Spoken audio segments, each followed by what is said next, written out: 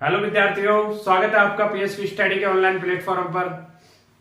विद्यार्थियों, मेवाड़ रियासत पढ़ रहे थे और पिछली क्लास में हमने रतन सिंह के बाद में हम्मीर और हम्मीर के बाद में क्षेत्र सिंह के बारे में पढ़ लिया था। हमने पढ़ा था कि हम्मीर ने किस तरह से मेवाड़ पर पुनः अधिकार पा लिया था और बनवीर सोनगरा को पराजित कर दिया था। कई जगह यह भी मिलता है कि मालदेव सोनगरा को पराजित किया था, उसके बारे में हमने पढ़ लिया था। उधर हमने अलाउद्दीन खिलजी का आक्रमण रतन सिंह के काल का वो सारी बातें हमने पढ़ ली थी।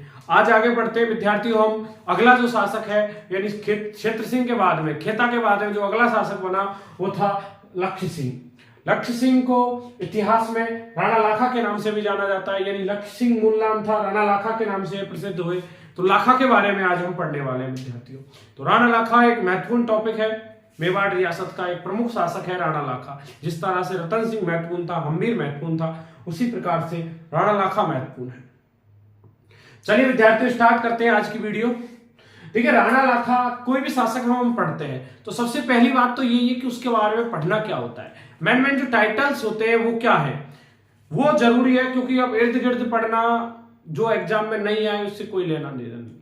मुख्यतः पढ़ना क्या है, कहां से क्वेश्चन आएगा, उसके बारे में हमें यहाँ पे देखना है। तो राणा लाखा से संबंधित जो प्रमुख बातें हैं, वो पहली बात यह है कि आपको जावर के बारे में पढ़ना है कि क्या घटना हुई थी जावर में। पिछोला झील के बारे में पढ़ना है, तीसरा कुंभहाड़ा के बारे में पढ़ना है और चौथा हंसाबाई के बारे में पढ़ना है। तो राणा लाखा से संबंधित जो प्रमुख बातें हैं, वो प्रमुख 4 बातें हैं, इनके बारे में हम यहाँ पे अध्ययन करने वाले हैं विद्यार्थियों। तो चलिए स्टार्ट करते हैं आज की वीडियो को। अपने दोस्तों के साथ शेयर कर दे जल्दी से दोस्तों, ठीक है। चलिए स्टार्ट करते हैं। देखिए, राणा लाखा की काल की जो पहली घटना है वो है जावर। जावर विद्यार्थियों पढ़ता है उदयपुर में। जावर एक जगह का नाम है, स्थान का नाम है, और कहां पड़ता है? उदयपुर में पड़ता है जावर। जावर में ऐसा क्या हुआ जो इनके काल में जाना जाता है? जावर में चांदी की खानों का पता लगाया गया। चांदी की खाने विद्यार्थियों, चांदी जो है सीसा और जस्ता के साथ में निकलती है। तो कहने का अर्थ यह है कि सीसा जस्ता की खानों का पता लगा, सीसा जस्ता के साथ में चांदी निकलती है, तो हम कहने लगे कि चांदी की खानों का पता लग गया।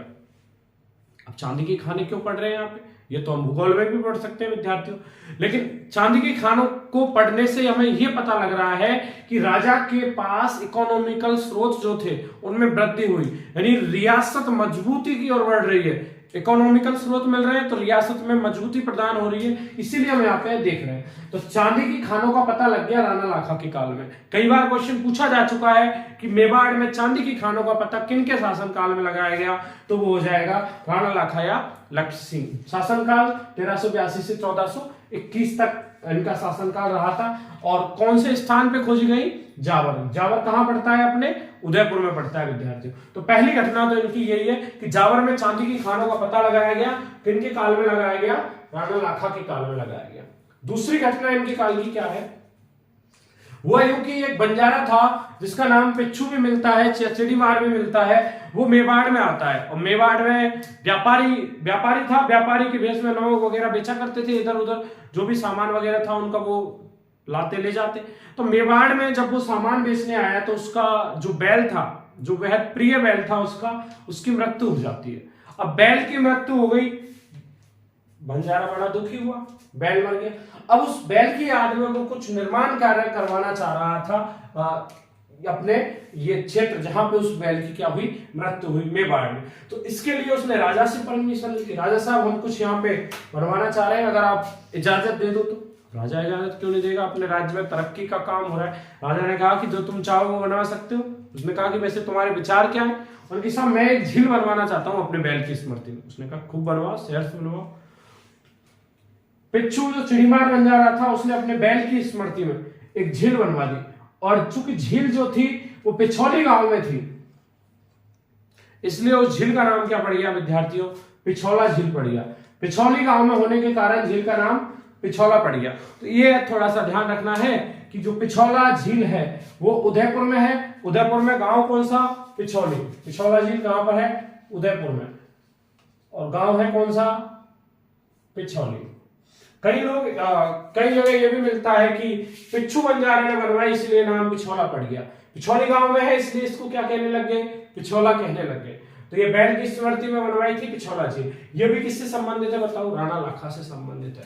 ये क्वेश्चन भी कई बार पूछा जा चुका है कि पिछौला झील का निर्माण किसने करवाया, यानी किसके शासन काल में करवाया गया, कहां पर है पिछौला झील, ये सारी बातें। तो पिछौला झील अपनी उदयपुर में और पिछोली गांव में उदयपुर में बनी हुई है। राणा लाखा के शासन काल में बंजारे ने इसका क्या करवाया, निर्माण करवाया।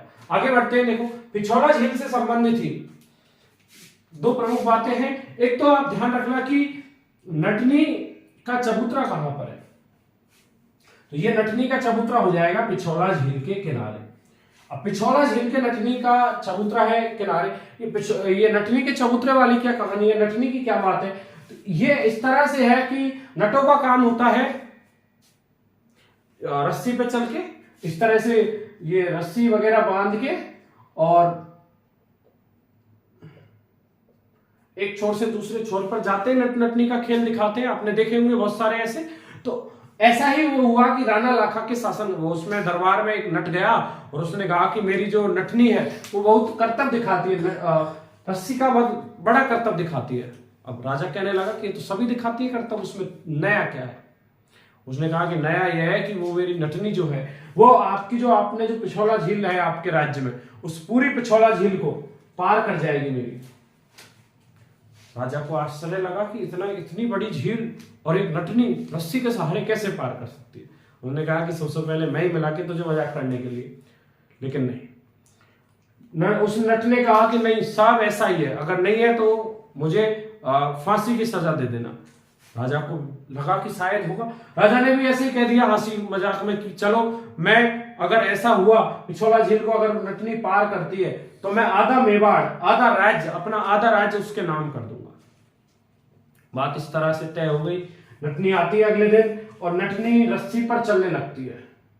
नटनी जो है रस्सी के सहारे, रस्सी पर बैलेंस बनाते हुए पिछौला झील को पार करने लग जाती है, लगातार बढ़ती जाती है और आधी से ज्यादा जब उसने पार कर ली तो राजा को डर होने लग गया कि अब ये क्या हो रहा है।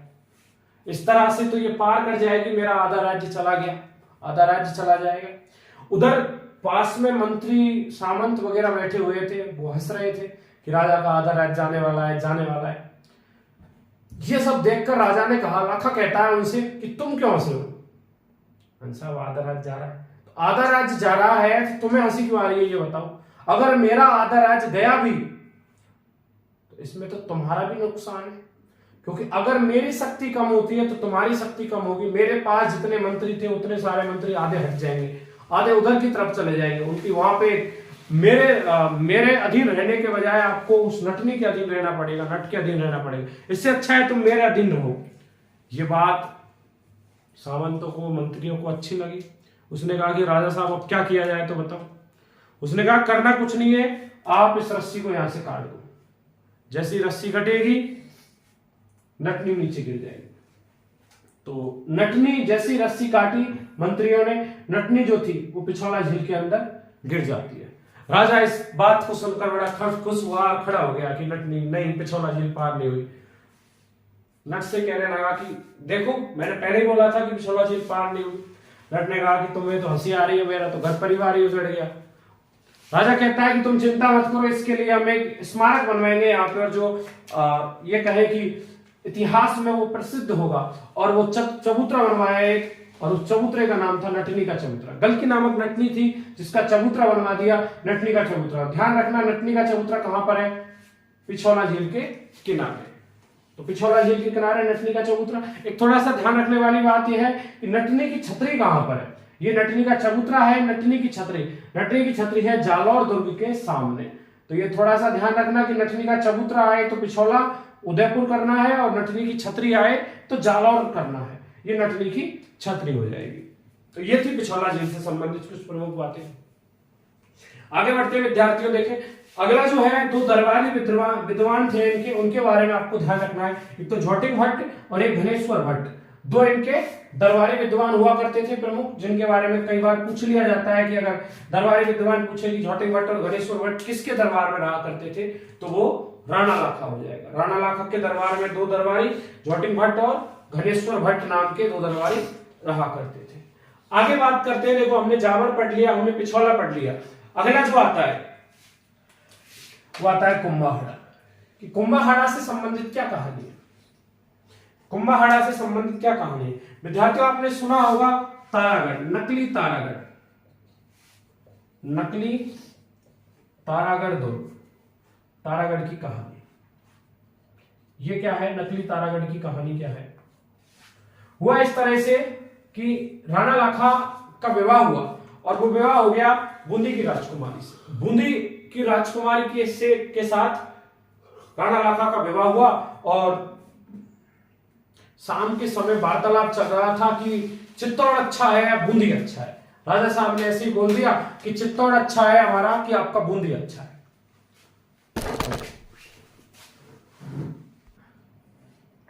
राणा लाखा ने अपनी रानी से यह कहा कि चित्तौड़ अच्छा है कि बूंदी अच्छा है। अब भाई महिलाओं को तो अपना मायका ही अच्छा लगता है, तो उसने भी यही कह दिया कि बूंदी अच्छा है। देख ले चित्तौड़, अभी तूने पूरा घुमा नहीं है, एक बार चित्तौड़ देख के देख, अपने मेवाड़ को पूरा जान ले, फिर बताना कि चित्तौड़ अच्छा है या फिर बूंदी अच्छा है। और नहीं, मैंने देख लिया, मैंने कंफर्म कर लिया कि बूंदी अच्छा है। राजा को गुस्सा आने लगा कि बार बार ही बूंदी की तारीफ क्यों करी, ऐसा है क्या बूंदी में? खाने का टाइम हुआ, उसके बाद में जैसे निवाला ले रहे थे राजा, लाखा ने फिर एक बार पूछा कि अब भी बता दे कि बूंदी अच्छा है या चित्तौड़ अच्छा है। फिर एक बार बोल दिया कि राजा साहब अच्छा तो हमारा बूंदी है। जैसे ये बात बोली, राजा ने कहा कि खाना नहीं खाएंगे अब अगर कल तारागढ़ दुर्ग पे कब्जा नहीं कर लिया और उसको चित्तौड़ में नहीं मिला लिया और उसको विध्वंस निर्णय करके उसका विध्वंस करके फिर आपको बताएंगे कि सबसे अच्छा कौन है। तो राजा ने ये प्रतिज्ञा ले ली कि कल की तारीख में अगर मैंने बूंदी पे कब्जा नहीं किया, बूंदी का विध्वंस नहीं किया और आपको यह नहीं बता दिया कि चित्तौड़ अच्छा है, तो मैं आत्महत्या कर, मैं अपने प्राण त्याग दूंगा। ऐसी प्रतिज्ञा कर ली राजा ने। राणा लाखा ये प्रतिज्ञा कर लेता है, और ये प्रतिज्ञा सुनकर अन्य मंत्रीगण भयभीत हो जाते हैं कि कल राजा अपने प्राणों को त्याग देंगे।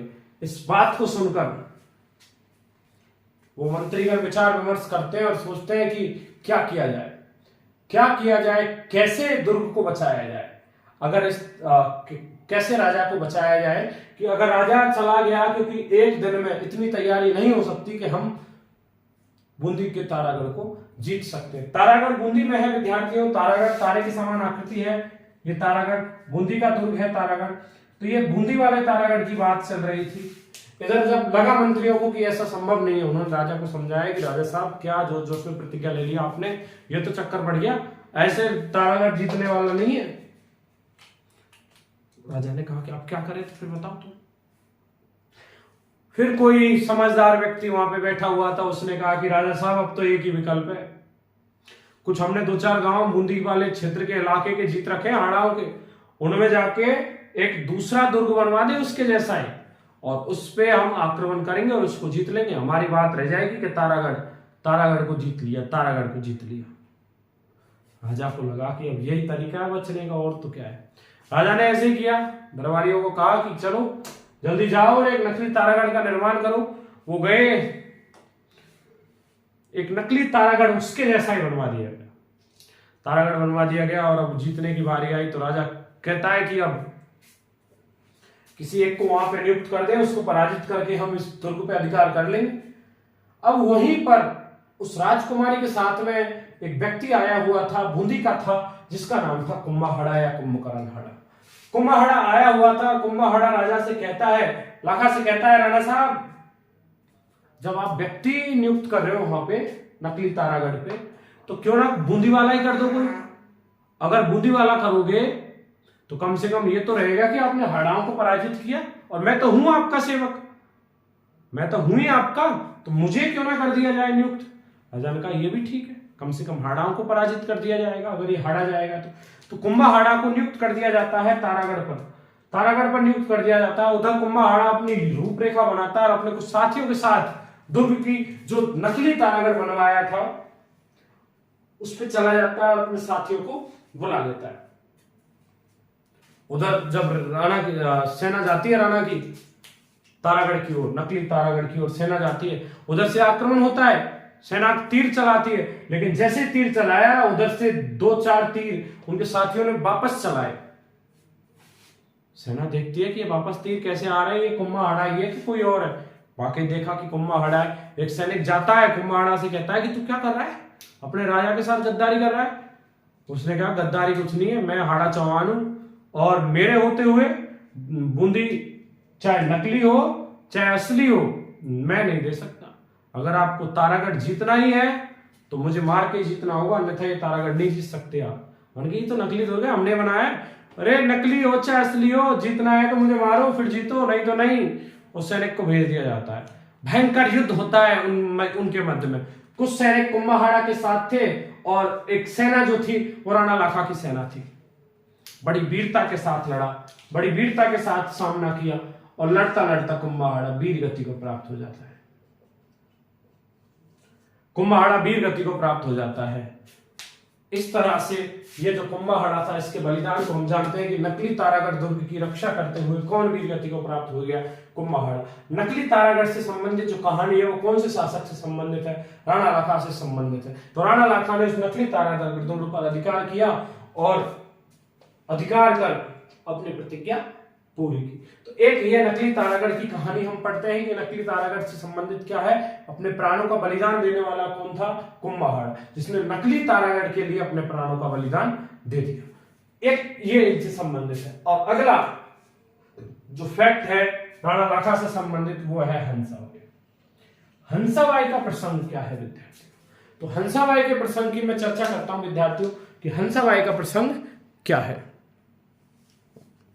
मैं बात करता हूं हंसाबाई की। तो हंसाबाई से संबंधित क्या क्या तथ्य हैं पहले उन पे चर्चा कर लूं मैं। विद्यार्थियों देखें, मैं बात कर रहा हूं मारवाड़ की। मारवाड़ मेवाड़ रियासत के पास में ही थी। जैसे ये आपकी मेवाड़ है तो इधर जो सीमा लगती थी वो थी मारवाड़। ये मारवाड़ और ये मेवाड़। मेवाड़ का शासक था राणा लाखा, जबकि मारवाड़ का शासक था चूड़ा राठौड़। मारवाड़ का शासक था चूड़ा राठौड़। चूड़ा राठौड़ की दो प्रमुख रानियां थी। एक का नाम था चांद कंवर, दूसरे का नाम था किशोरी देवी। चांद कंवर और किशोरी देवी। चांद कंवर के दो पुत्र थे। एक तो पुत्र था रणमल और पुत्री थी हंसाबाई। पुत्र का नाम था रणमल और पुत्री थी हंसाबाई। बड़ा जो पुत्र था चूड़ा राठौड़ का वो था रणमल, बड़ा पुत्र था रणमल। इधर किशोरी देवी जो थी उसके पुत्र का नाम था रावकाना। चूड़ा राठौड़ किशोरी देवी के प्रभाव में आ जाता है। नई रानी थी, नई रानी के प्रभाव में राजा अक्सर आई जाया करते थे। आगे भी हम इतिहास में ऐसी जानकारी पढ़ी है। किशोरी देवी के प्रभाव में आ गया और रावकाना को क्या बना देता है विद्यार्थियों, उत्तराधिकारी बना देता है। तो ये हो जाता है उत्तराधिकारी घोषित कर देता है और जो बड़ा पुत्र था वो उत्तराधिकारी नहीं बनेगा।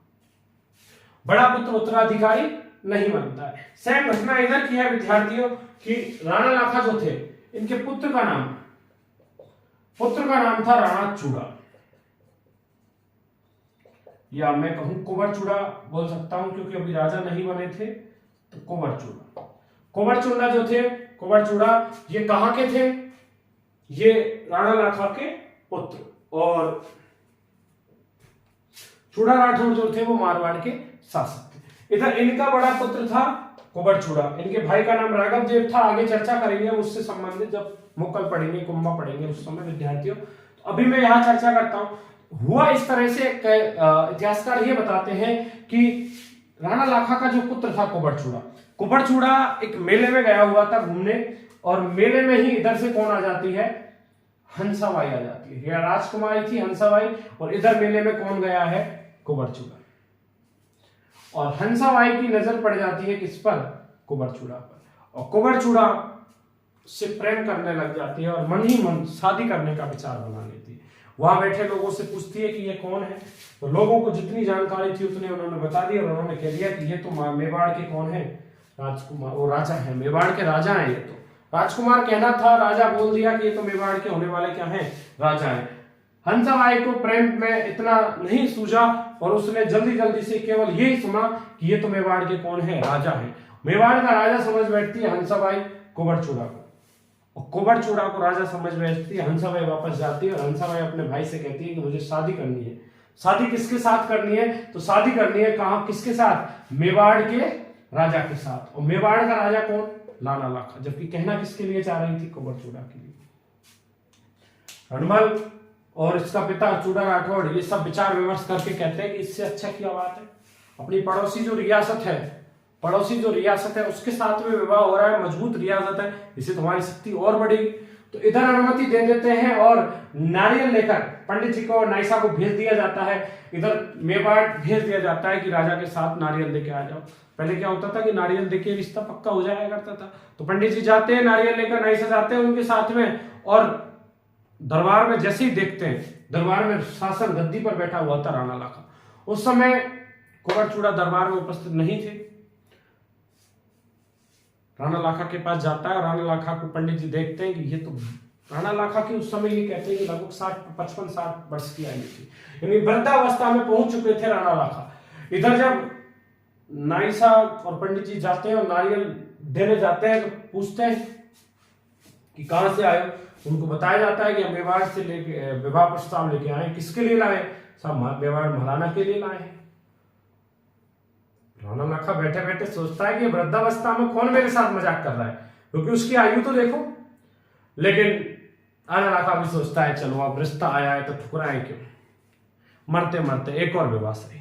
राजा महाराजाओं के कई विवाह हुआ करते थे, उसने कहा कि चलो एक विवाह और। तो उधर राणा लाखा उस विवाह को एक्सेप्ट कर लेते हैं। तब तक कुंवरचूड़ा दरबार में आता है और धीरे धीरे जब पता लगता है कि मांजरा ये रिश्ता मेरे लिए आया था लेकिन पिताजी के लिए अब एक्सेप्ट हो गया, पिताजी ने अनुमति जाहिर कर दी है, तो अब कुंवरचूड़ा करे भी तो क्या करे। ये बात पंडित जी और नाइसा इधर मारवाड़ आते हैं और मारवाड़ में जाकर रणमल को कहते हैं कि आपने क्या रिश्ता देखा है? वो तो बिल्कुल वृद्ध है, उसके साथ में विवाह होगा।